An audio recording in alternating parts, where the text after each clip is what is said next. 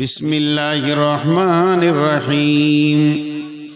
ওয়াদাল্লাহুল্লাযীনা আমানু মিনকুম ওয়া আমিলুস সলিহাতি লা ইস্তাখলিফান্নাহুম ফিল আরদি কামা ইস্তাখলাফাল্লাযীনা মিন কাবলিকুম।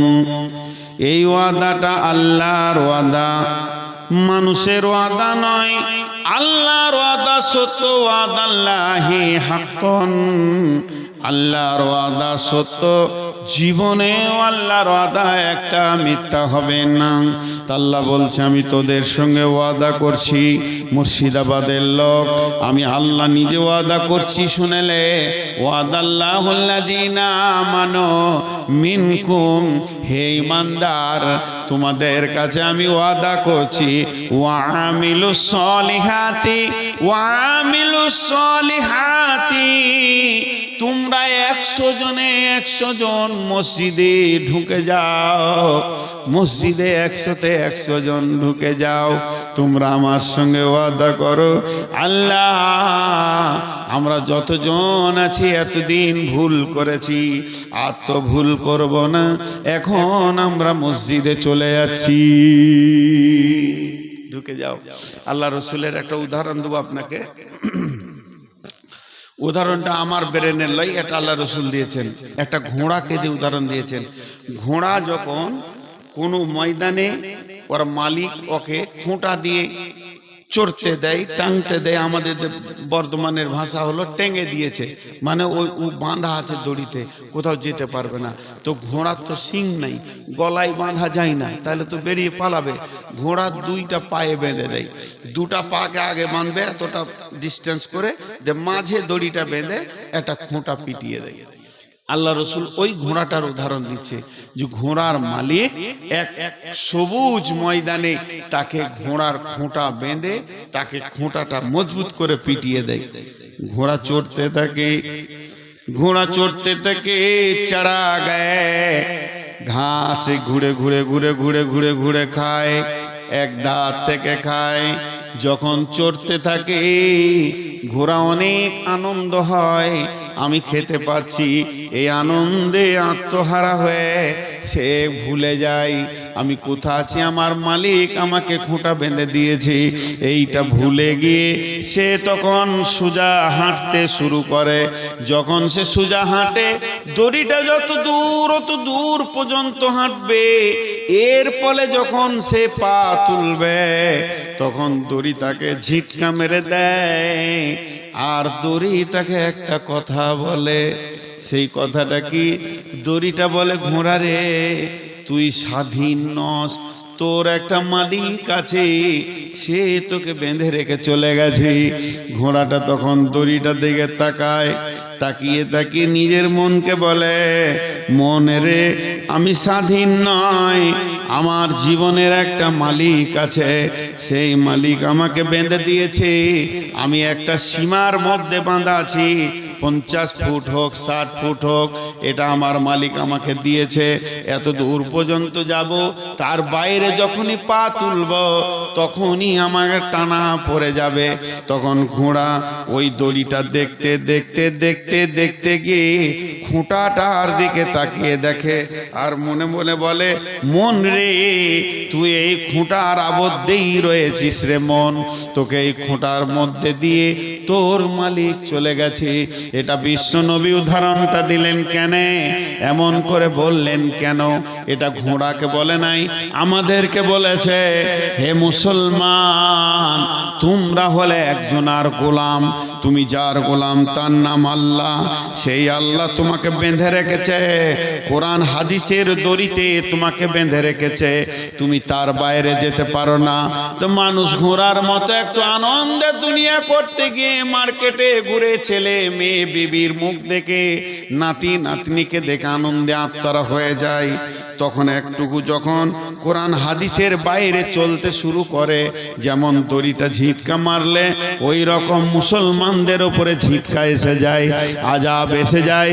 প্রকৃত যদি মুসলমান হয়, ইমানদার হয়, আর কোথাও দৌড়বে না। যখনই ঝিটকা এসে যাবে, আল্লাহর থাপ্পড় লেগে যাবে। আল্লাহ তো নিজে নিজের হাতে থাপ্পড় মারতে আসবে না, কোনোভাবে ওকে একটা থাপ্পড় মারবে যাকে ভালোবাসে। এই যে ভারতবর্ষের মুসলমানদের গালে আল্লাহর তামাচা পড়েছে, এটাকে ভাবতে হবে আল্লাহর তামাচা, বিজেপির নয়, শিবসেনার নয়। এই সময় সে কি করবে, ঘোড়াটা যেমন দড়িটাকে ধরে নিয়ে খোঁটাটার কাছে চলে যায়। মুসলমান যে হবে ইমানদার এই সময় মসজিদে ঢুকে যাবে, এইখানেই তার খোঁটা, এই খোঁটাতেই সে চড়ছে। মসজিদে ঢুকে গিয়ে দুরিকাত সলাত পড়বে, সলাত পড়ে মাবুদের কাছে হাতটা তুলে বলবে, মাবুদ আমি বড় বেঈমান, আমি ভুল করেছি, তোমাকে ভুলে গেছিলাম। টাকা পয়সা ছেলে পিলে বহু বিটির মুখ দেখে মেলায় টাকা হয়ে গেছে, এই আনন্দে আমি মেতে গেছিলাম, তোমাকে ভুলে গেছিলাম। তুমি কত ভালো, তুমি আমাকে কত মহব্বত করো, থাপ্পড় মেরে তুমি মসজিদে ভরে নিয়েছো। হে মাবুদ তুমি আমাকে সাহায্য করো। যখন এইভাবে মুসলমান কাঁদবে তখন বিশ্বের একটা বিজয়ীর পতাকা উড়বে, আল্লাহর নবীর কথা। আর আল্লাহ বলছেন আমি তোদের সঙ্গে ওয়াদা করছি, হে মুমিনের দল, যেটুকুই ঝিটকা পেয়েছিস, কোনো অফিসে যাস না, ব্লকে যাস না, থানাতে যাস না, ঘেরাও তো করবি ঠিক আছে, দুনিয়ার প্রচেষ্টা তোকে আমি হারাম করে দিইনি, কিন্তু তার আগে যে কে তোকে সাথে নিতে হবে, যে মনটাকে ঘুরিয়ে দেবে, সেই লোকটাকে আগে মসজিদে ঢোক। গোটা মুর্শিদাবাদ বলছি, খাস করে 14 তারিখের আগে মসজিদে ঢুকেন, 1 তারিখ আল্লাহর কাছে 2 রাকাত নামাজ পড়ে গুনহার ক্ষমা চান আর আগত জীবনে সাহায্য চান। তারপরে যে ময়দানে যাবেন বিজয়ী আর বিজয়ী দেখবেন, মানে আল্লাহকে সঙ্গে না নেওয়া পর্যন্ত যে কাজে যাবেন ওই কাজটা ফেলিওর হয়ে যাবে। জি হ্যাঁ, আপনাদের খারাপ লাগছে তাও কথা বলছে না রে ভাই, চুপ করে আছেন। আমি কি কথাগুলো অযৌক্তিক বলছি? আগে 14 তারিখে আমরা যাব, তার আগে এলানটা এইভাবে করতে হবে। ভাই আমি করে দিচ্ছি এলান, 14 তারিখে আমরা বহরমপুরে যাব ইনশাআল্লাহ। সেখানে গ্যাদারিং হব, জনসংখ্যা যত বেশি হবে তত কাজ হবে।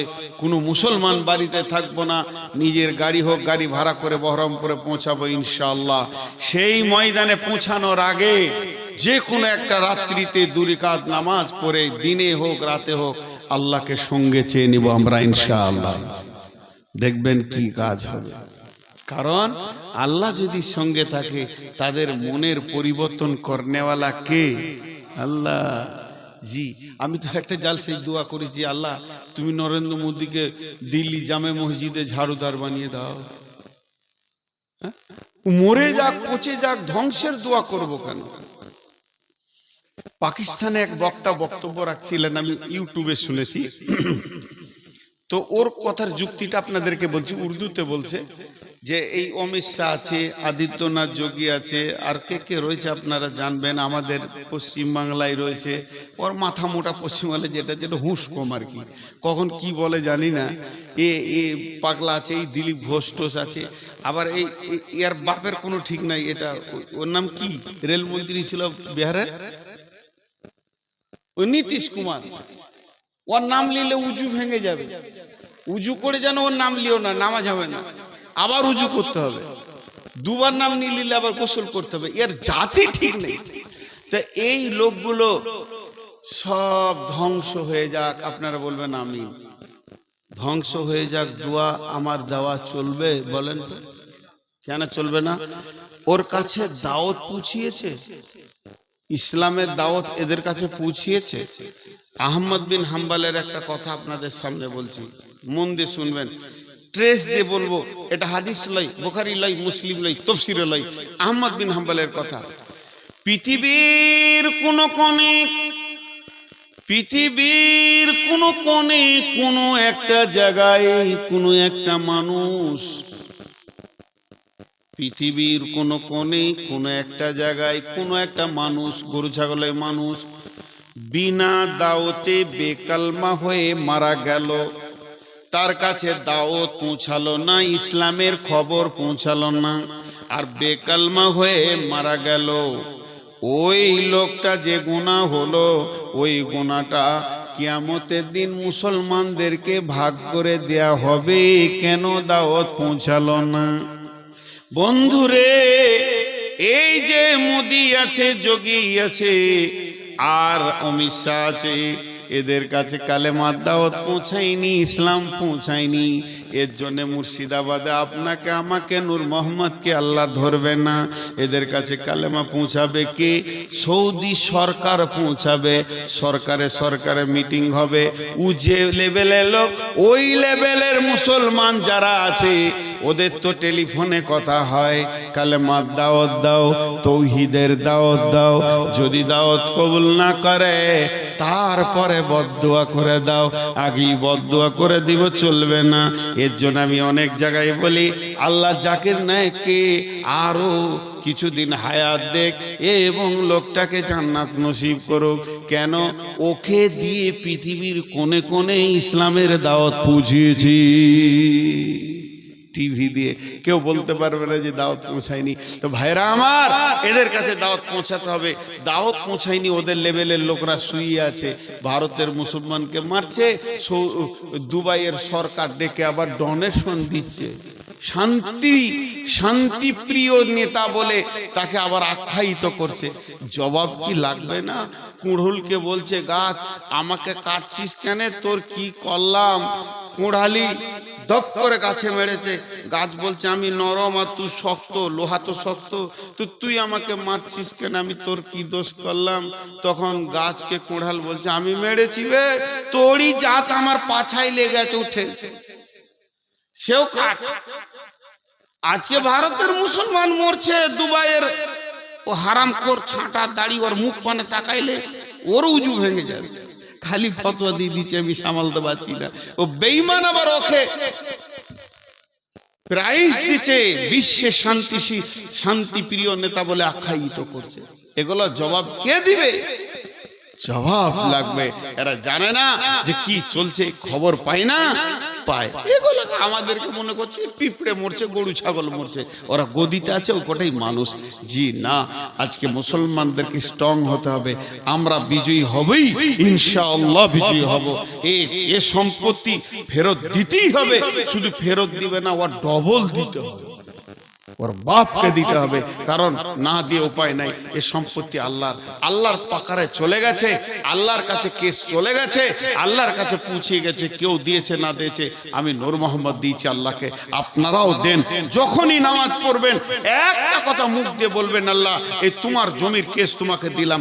আব্দুল মুতাল্লিব বলেছিল আব্রাহা বাদশাকে, আব্রাহা বাদশা বলছে, ওই তোর ঘর ভাঙতে চললাম, কত তুই ঘরের লোককে যারা দুনিয়ার লোক এসে তোর ঘরে খালি পাকার মারছে, চক্কর মারছে, আর আমি একটা আলাদা কাবা করেছি, আমার কাবা কেউ যায় না, তোর ঘরকে ভেঙে দিব।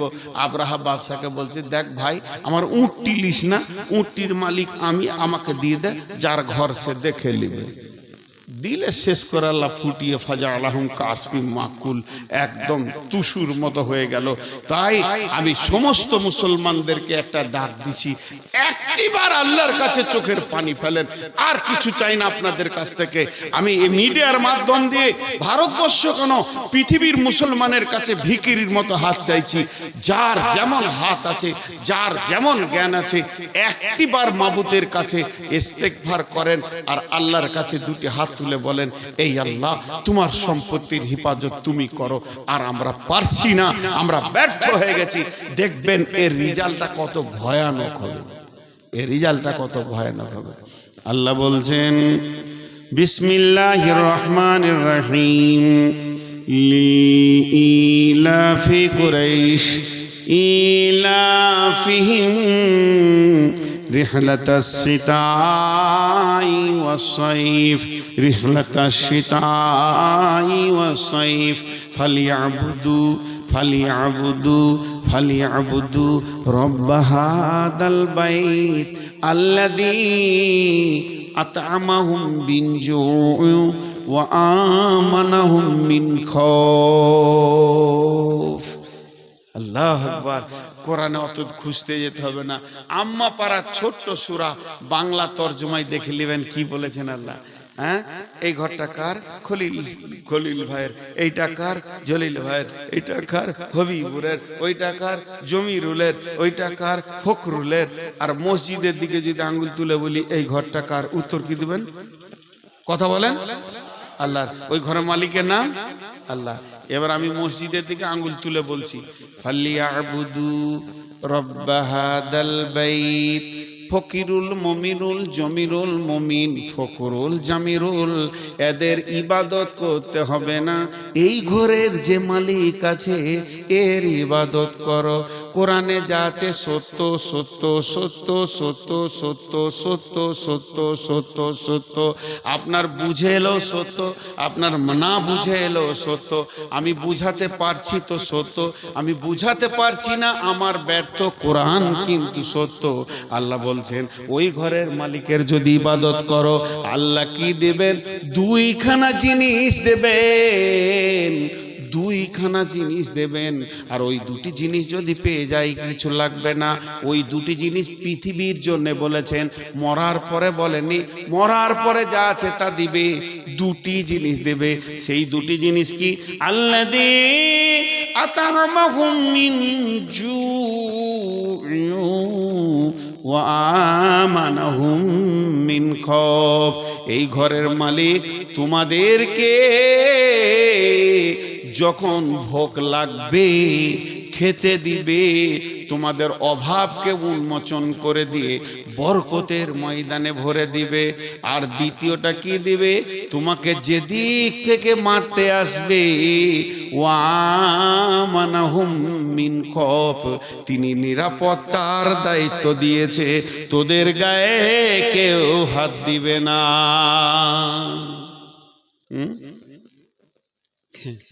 আমাদের বোলপুরে একটা কুকুর, কুত্তা স্করপিও গাড়িতে চেপে বেড়াইছে। কপাল কত ভালো রে বা, হ্যাঁ, স্করপিও গাড়িতে আছে।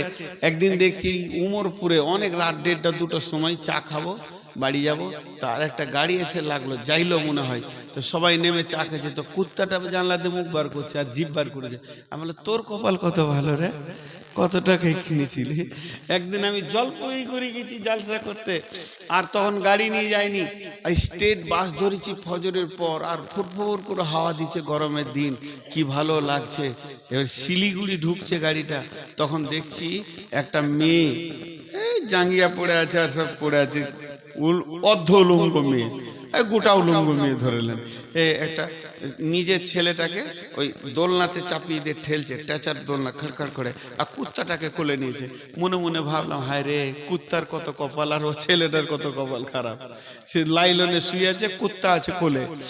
তো এই কুত্তা, এটা রাস্তা, আপনাদের এই যে রাস্তা রয়েছে, রাস্তার ওই পাশে হাজির বাড়ি আর এই পাশে রয়েছে মাস্টারের বাড়ি। মাস্টার একটা কুত্তা কিনেছে, তা হাজি আবার আর একটা কিনে নিয়ে এসছে ওকে দেখাবেন লাগে। তো ই কিনেছে 20,000, ও কিনেছে 25,000-এ।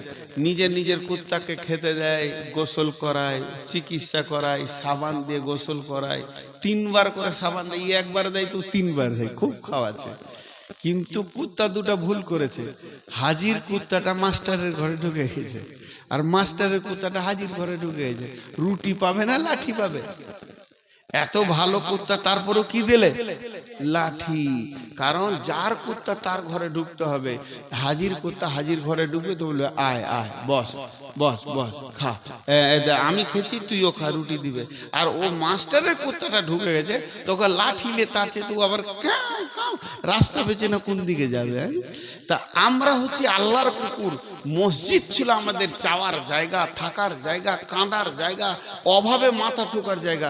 ওইটাকে ছেড়ে দিয়ে পঞ্চায়েতে বসেছে আর মার শুরু হয়ে গেছে।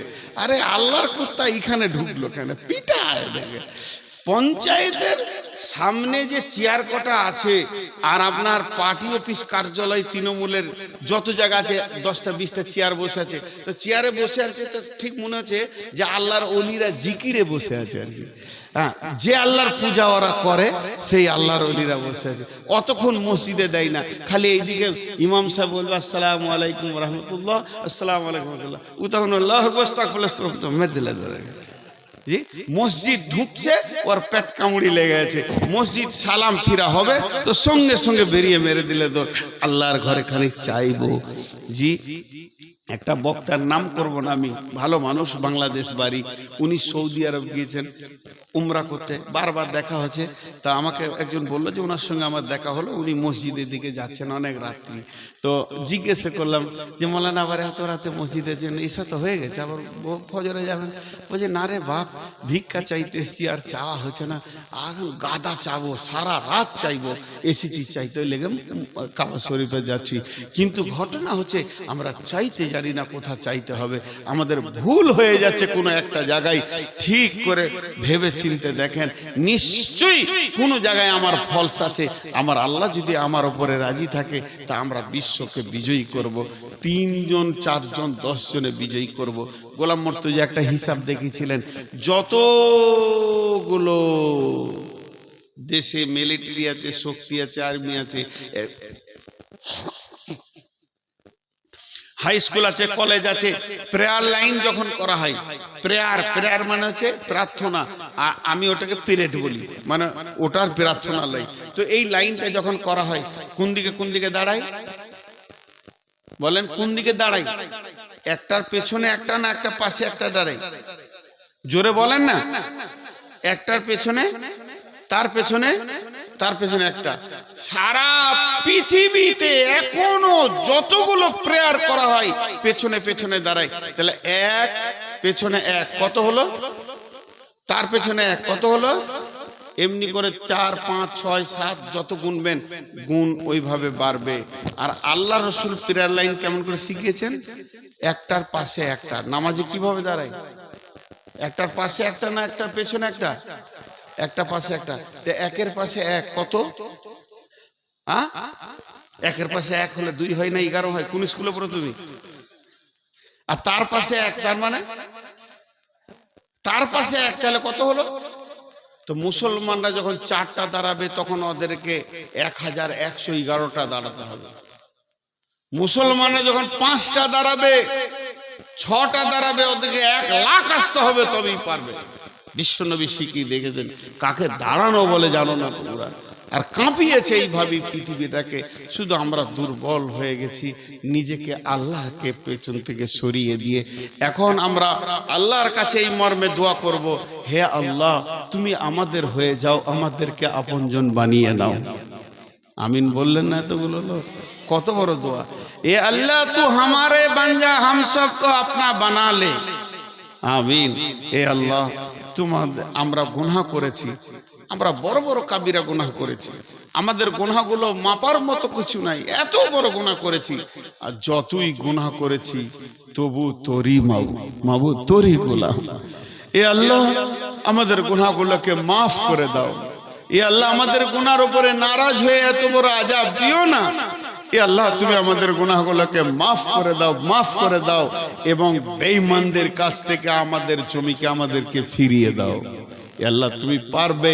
আমরা 14 তারিখে ময়দানে যাব, এটা পৃথিবীর নীতি হিসেবে যাচ্ছি, তবে তুমি আমাদের সঙ্গে থাকো, নিশ্চয় আমাদের মাল আমাদের কাছে আবার ফিরিয়ে দাও।